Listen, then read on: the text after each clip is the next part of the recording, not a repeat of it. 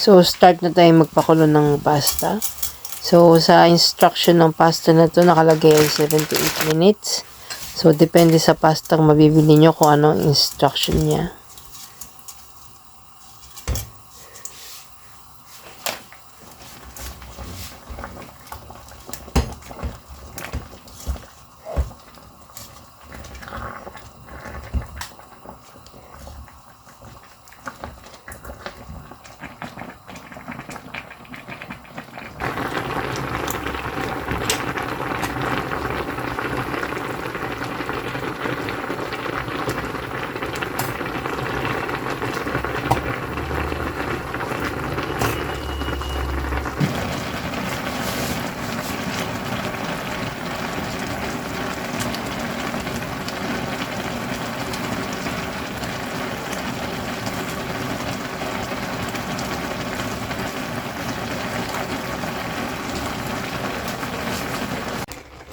So, kumuha tayo ng konting sabaw kanina para sasama natin sa paggisa.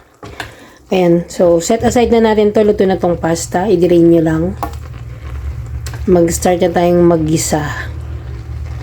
And dapat al dente lang siya. Al dente yung hindi masyadong malabsak o hindi masyadong lutong-luto. Para mas masarap. Ayan. At para magkalasa na yung ating hipon, i-marinate muna natin ng konting oil. Ayan, parsley, garlic, salt, tsaka konting pepper. Para pag sinangag natin yan, may lasa na agad.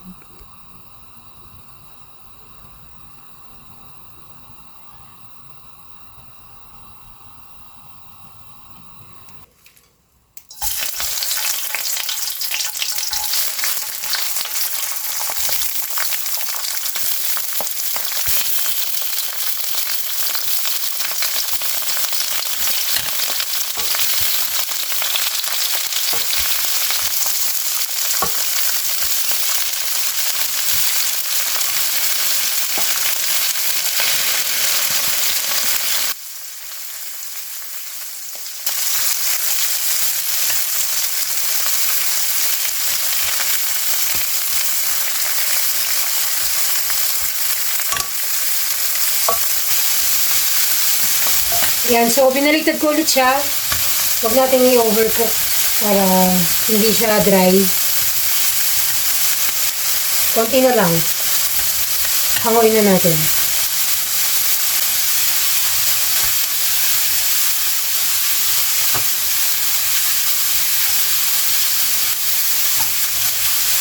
Hangoy na natin.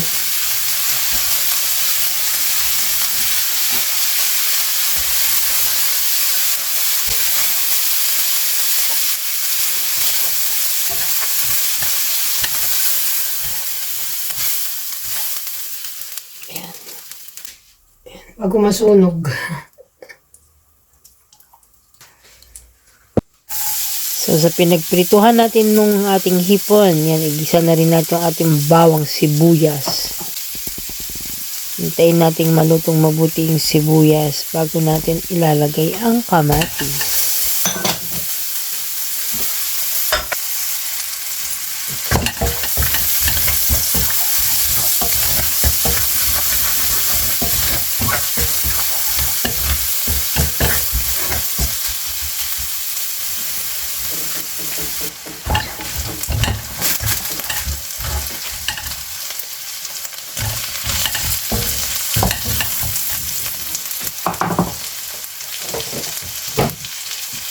Ayan, medyo may nagdadabog.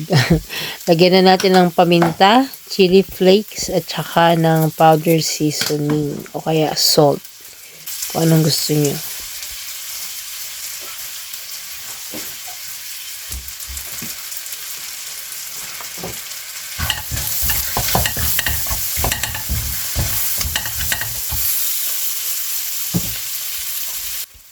So, ito yung pasta water na sinet aside natin kanina. Ayan, nilagay na natin para makuha niya na yung mga lasa ng hipon na dumikit dyan sa kawali. At hihintayin na lang natin na maluto yung kamatis.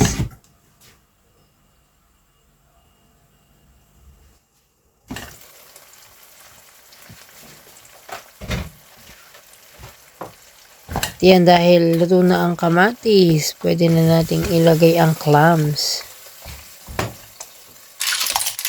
Pre-cook na yan, frozen, so hindi na siya masyadong matagal lutuin. Papalabasin na lang natin yung konting katas niyan.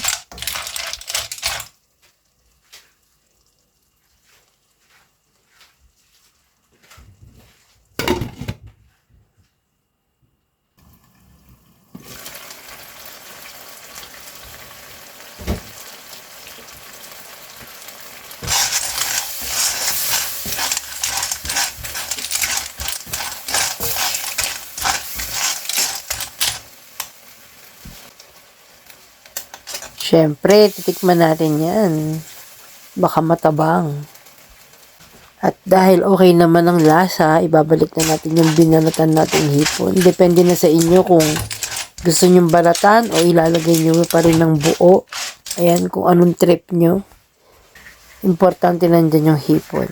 At dahil tapos na ang paggisa, itumba na natin. Ibuhos mo na ang pasta dyan. At imekos-mekos mo na yan. Yan, ingatan lang na wag madurog ang pasta. Ewan ko ba bakit masyado kong hinalo-halo dyan.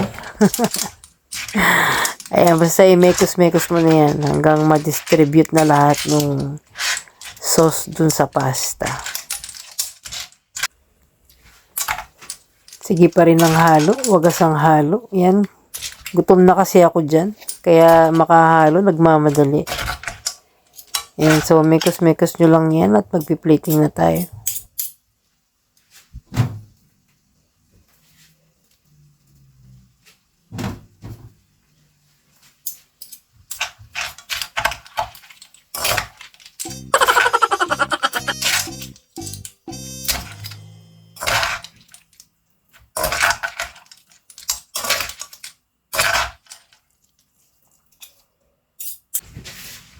Tikman natin.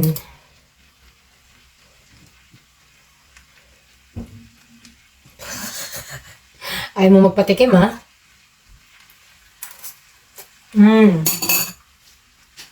Sarap, plato na tayo. Ayan, so ito na. Try nyo na lang, okay? Ayan. Pasta al nero. So, yan. Sepia kasi siya, yung tinta ng sepia. Kaya siya black. Ayan. Enjoy! Mabuti bilang ilaw ng tahanan, nasama at naglama ng kanyang pangalan. Nagsisipag para sa kanyang pamilya, kahit mahirapan hindi iniinda.